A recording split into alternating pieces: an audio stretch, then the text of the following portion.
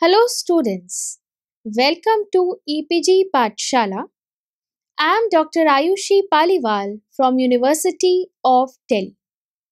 So today we are going to discuss about the module Metal Oxide Semiconductor Diode from the paper Electronics.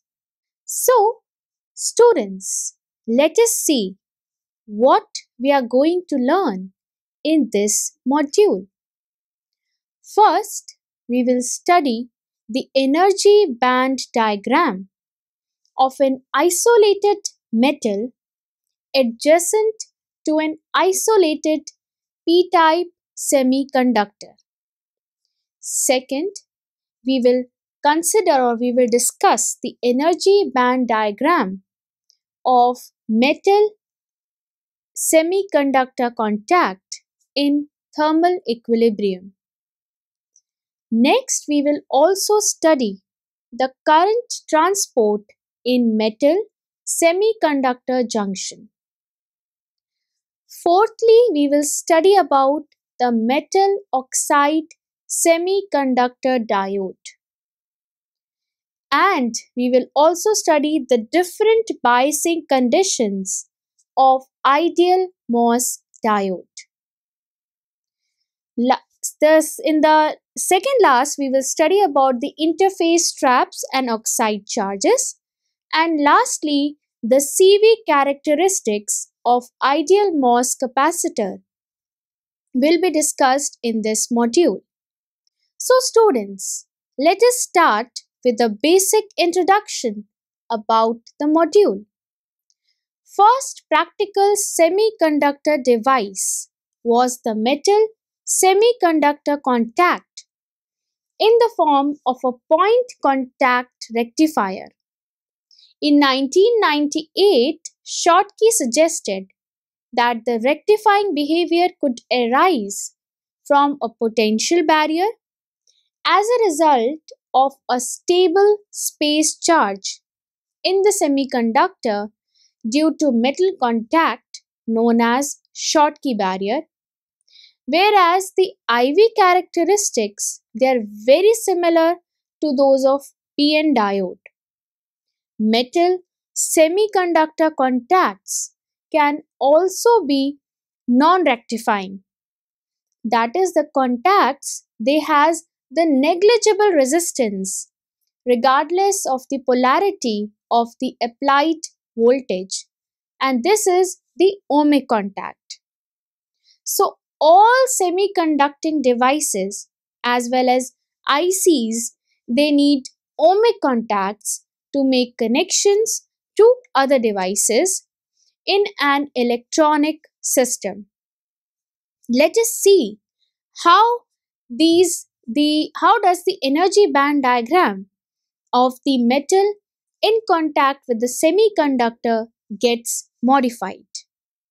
Energy band diagram of an isolated metal adjacent to an isolated N-type semiconductor. So students, this figure represents the energy band diagram of two isolated metal and an N-type semiconductor placed close to each other. The symbols used in the figure represents the following. Phi m is the work function of metal. Phi s is the work function of semiconductor. Chi is electron affinity. Ec is conduction band energy level. Ev is valence band energy level. Ef is Fermi energy level. So in this, certain assumptions are taken for a Schottky contact, which are: number one, an isolated N-type semiconductor is selected. Secondly, work function of metal is greater than that of a semiconductor. So the condition for integration is: initially metals and semiconductors are isolated, but when both are integrated, then the following condition should always be considered. First, the Fermi level, energy level basically should align. Second, the vacuum level should remain continuous. Let us now discuss the energy band diagram of metal N-type semiconductor contact in thermal equilibrium. So this figure represents the metal and N-type semiconductor junction in thermal equilibrium. In order to align the Fermi levels, the conduction and the valence band on the semiconductor side bend upwards. So electron on the metal side have lower energies than the electrons on semiconductor. Thus, electrons transfer from semiconductor to the metal, and the electrons move from semiconductor to metal, leading to space charge region due to mobile carriers in the metal side and a depletion region towards the semiconductor side due to immobile carriers. So this figure shows the charge and the electric field distribution across the junction. Let us now discuss about the current transport for the metal semiconductor junction. Now, on forward biasing the semiconductor, that is negative and the positive on the metal, width V is reduced. So the electrons can flow easily from semiconductor to the metal. While in reverse biased, width V is increased. Thus, less electrons are transferred from semiconductor to the metal as they cannot flow easily. If some forward biasing is applied, then there is no change for barrier height for the electrons on the metal side because of the shift of Fermi energy level. But more current flows as more electrons are transferred from semiconductor to the metal. So net current flows in the forward direction. If some reverse biasing is applied, then current from the metal to the semiconductor remains the same as shown in this figure. But the electrons from semiconductor to metal decreases, so a very less current in reverse biasing is there. Thus, N-type semiconductor with the work function of metal greater than the work function of semiconductor is a Schottky contact, since it offers resistance for the flow of electrons from semiconductor to the metal. So this figure shows the energy band diagram of isolated metal adjacent to an isolated N-type semiconductor. Now students, there are certain assumptions which are taken for the ohmic contact, which are: number 1, an isolated N-type semiconductor is selected. Number 2, work function of metal is less than that of semiconductor. Electrons will transfer from metal to semiconductor till the Fermi energy levels of both are aligned, as shown in this figure, which shows the energy band diagram of metal N-type semiconductor contact in thermal equilibrium.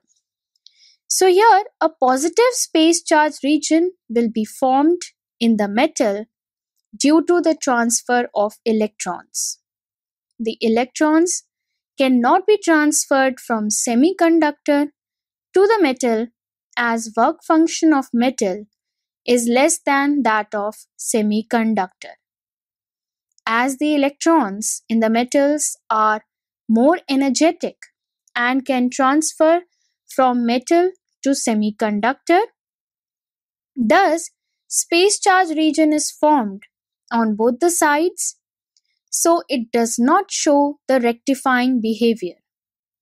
It does not offer any resistance whether it is forward biased or reversed biased, thus the contact is ohmic. To conclude, the electrical nature of ideal MS contacts are as follows.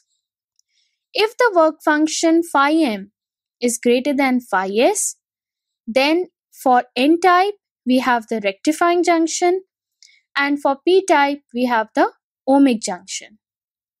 Now if phi m is less than phi s, then we have the ohmic junction for n-type semiconductor and rectifying junction for p-type semiconductor.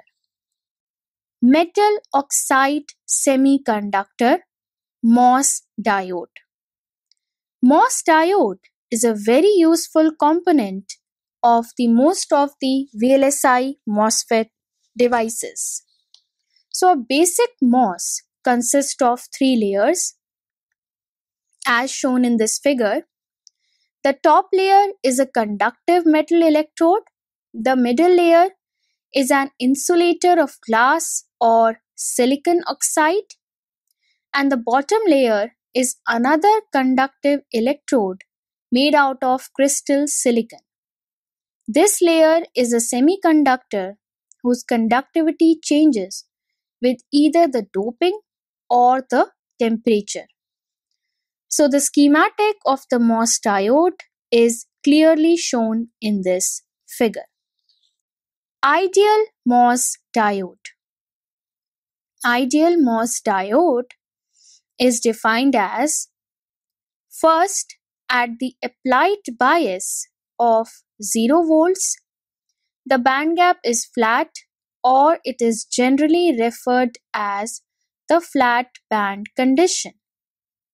In other words, the energy difference between the metal work function Q phi m and semiconductor work function Q phi s is 0.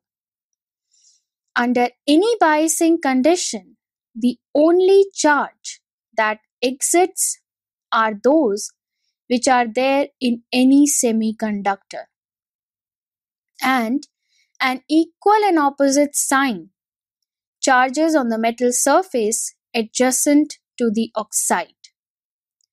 Now here there is no carrier transport through the oxide under DC biasing conditions, or the resistivity of the oxide is infinite. That is, oxide is a perfect insulator devoid of any charges. So this figure shows the energy band diagram of an ideal MOS diode under 0 applied bias, where Q phi is a work function, Q chi represents the electron affinity, Eg is the energy band gap, Ec and Ef are the conduction and the Fermi energy bands, Ev is the valence band. Now here S superscripts corresponds to the silicon and M corresponds to the metal. Now when biasing is applied across an ideal MOS diode, there may be 3 cases which exist, namely the accumulation, depletion, and inversion. Let us now discuss about the different biasing conditions of an ideal MOS diode. Let us discuss about the case first, where we apply a negative voltage, that is V is less than 0, as shown in this figure. Now when a small and negative bias is applied on the metal side, Fermi level is raised by an amount QV.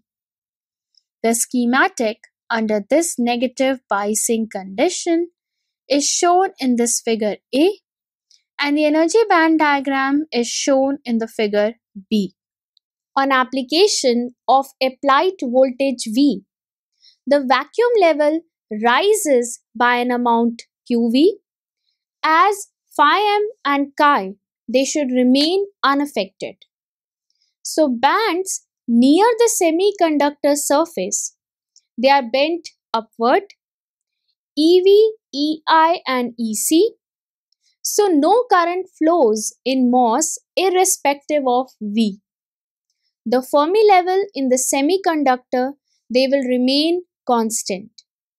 The vacuum level must bend up gradually to accommodate the applied V from the semiconductor side. Since oxide is assumed to be charge free, the lower edge of the oxide conduction band will bend linearly.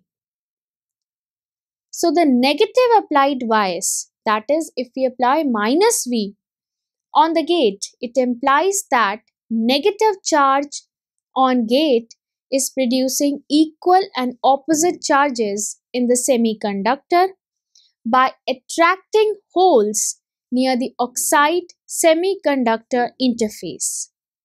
Therefore, there is an enhanced concentration of holes.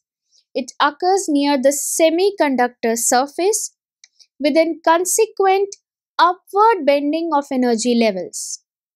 This is called as surface accumulation condition. So according to the expression of carrier density in the semiconductor, we have Pp equal to Ni multiplied by exponential Ei minus Ef by Kt. The upward bending of energy band causes increase in Ei minus Ef, implying the enhanced concentration of holes near the oxide semiconductor interface, which is called as the accumulation condition. Let us now discuss the case second.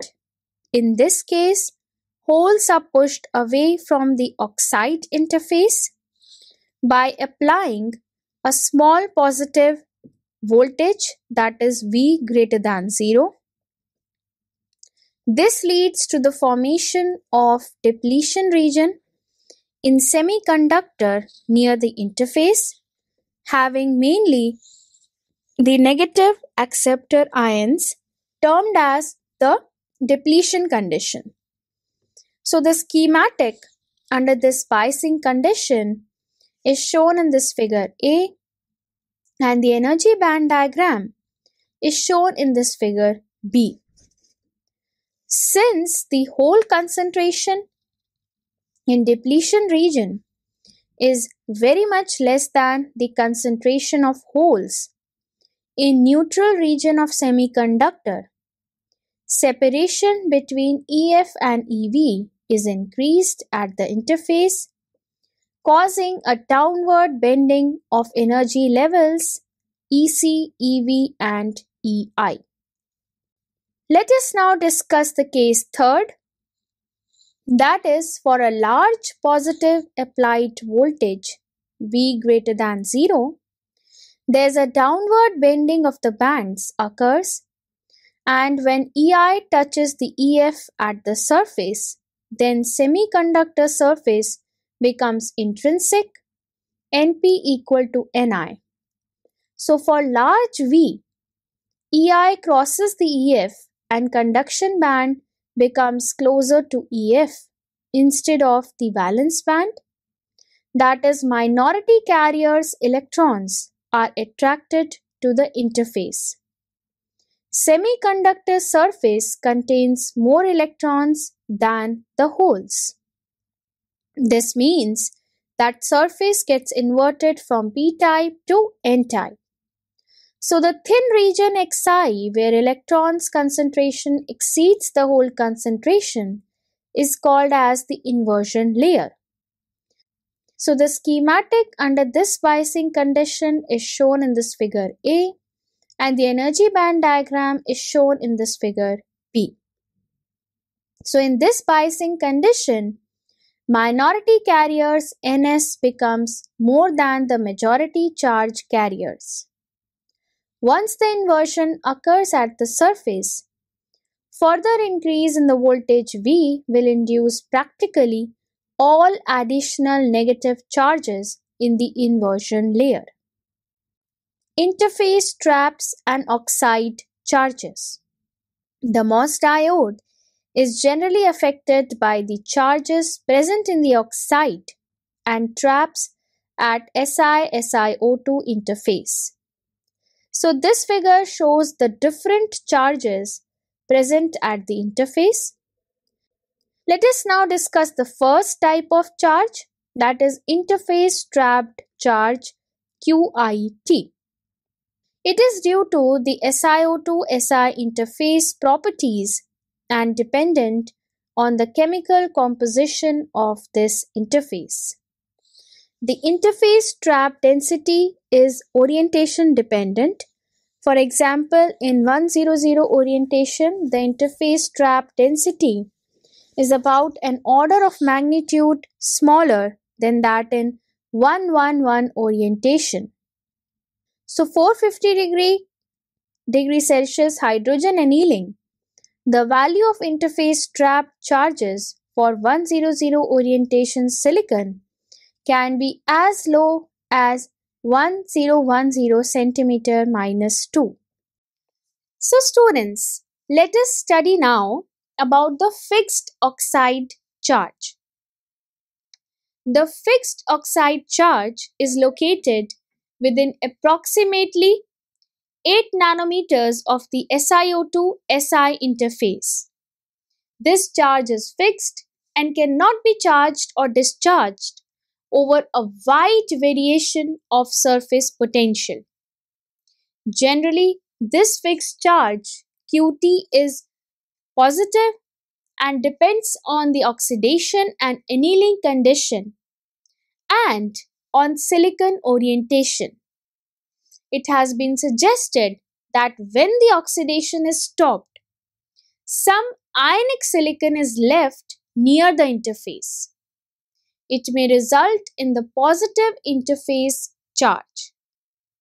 Typical fixed oxide charge densities for a carefully treated SiO2-Si interface system, they are about 1000 10 to the power 10 centimeter square for 100 surface, and it is about 10 to the power 10 centimeter square for 111 surface. Let us now study about the oxide trapped charge, QOT. So oxide trapped charge, they are associated with defects in SiO2. These charges can be created, for example, by X-ray radiation or high energy electron bombardment. The traps are distributed inside the oxide layer. Most of the process-related oxide trapped charge can be removed by low temperature annealing. Let us now study about the mobile ionic charge, QM. The mobile ionic charge QM, such as sodium or other alkali ion, are mobile within the oxide under the raised temperature and high electric field operation. It may cause stability problem in a device. Let us now discuss about the CV characteristics of ideal MOS capacitor. MOS can be said as the parallel placed capacitor with SiO2 as the dielectric surface charge layer in semiconductor under metal gate, which is modified by V. Hence, the total voltage will be the sum of the voltage across the oxide, that is V oxide, and across the semiconductor, that is Psi semiconductor.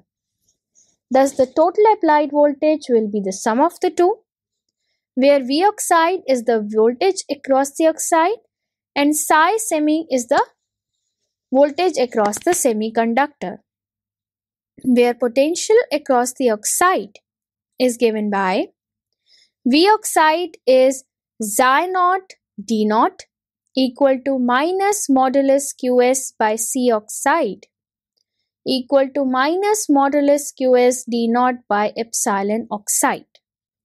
Now where Xi naught is the field in the oxide of thickness D naught, Qs is the charge per unit area in semiconductor, C naught is epsilon oxide by D naught, which is the oxide capacitance per unit area.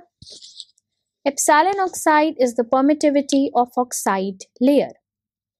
Thus, the total voltage V will be minus modulus Qs by C naught plus psi s.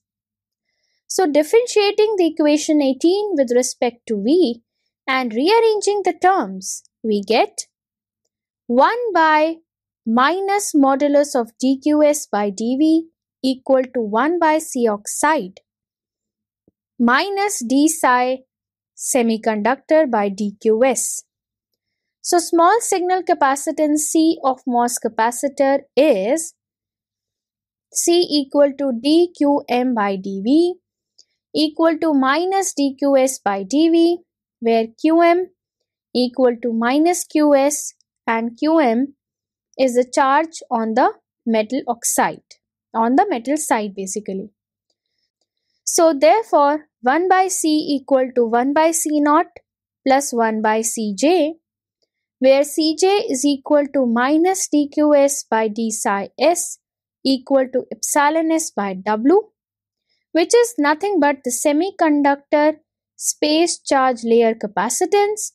Now where epsilon s is the permittivity of semiconductor and W is the depletion width. This implies C by C naught equal to 1 by 1 plus C naught by Cj. So for a given oxide thickness D, C naught is constant and independent of applied voltage V. This implies if voltage dependent Ci is known, ratio C by C naught can be plotted with V. So using the expression of the total voltage in terms of the maximum depletion width, C by C naught equal to 1 by root of 1 plus 2V C oxide square by Q epsilon S Na, where Cj is C oxide by C oxide minus C. So total capacitance decreases with increase in voltage while surface is being depleted. When V is less than 0, no depletion region is there, which leads to the accumulation of holes at semiconductor surface. This implies the total capacitance C is approximately C naught, which is equal to epsilon oxide by chi naught. So here Cj increases by epsilon s by Ld and C is approximately equal to C naught. When V is greater than 0, W increases and Cj equal to epsilon s by W decreases, that is C decreases. When V is very much greater than 0, which is approximately Vt, W is approximately Wm and there is no change in W with V. Therefore, at V equal to Vt, psi semiconductor is approximately psi semiconductor inversion.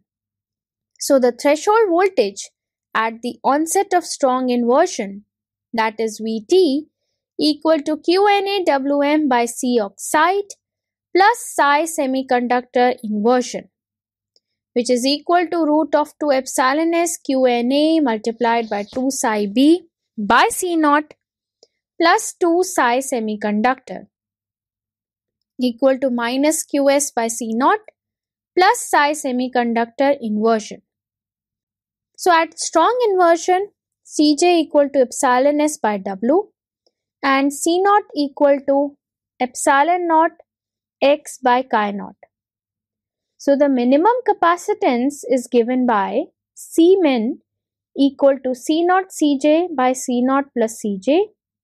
Putting the value of C naught and Cj, we get epsilon naught x by d plus epsilon naught x by d multiplied by Wm. So we can plot the CV curve which is shown in this figure, which is measured by superimposing a small AC signal on the DC bias. So in depletion or accumulation regimes, there is a change in the charge in response to the applied signal, which requires the flow of majority carriers, that is, move in or move out of the space charge region. Relaxation time tau c is approximately 10 to the power minus 12 seconds for signal frequency. So when omega tau c is less than 1, the CV curve is frequency independent. However, in inversion regime, charge flow in response to the applied signal may also occur by the movement of minority carriers between the inversion layer and the neutral semiconductor, and MOS shows strong frequency dependence. If frequency is low, so that the generation recombination rates in surface depletion region are equal or faster than the gate. So students, let us summarize what we have learnt in this module. Firstly, we discussed about the energy band diagram of an isolated metal adjacent to an isolated semiconductor. Next, we discussed about the energy band diagram of metal semiconductor contact in thermal equilibrium. Thirdly, the current transport in metal semiconductor junction was also discussed. Next, we discussed about the metal oxide semiconductor diode, that is MOS diode, and the different biasing conditions of an ideal MOS diode were discussed. Next, we discussed about the interface traps and oxide charges in this module. Lastly, the CV characteristics of ideal MOS capacitor was also discussed. Thank you.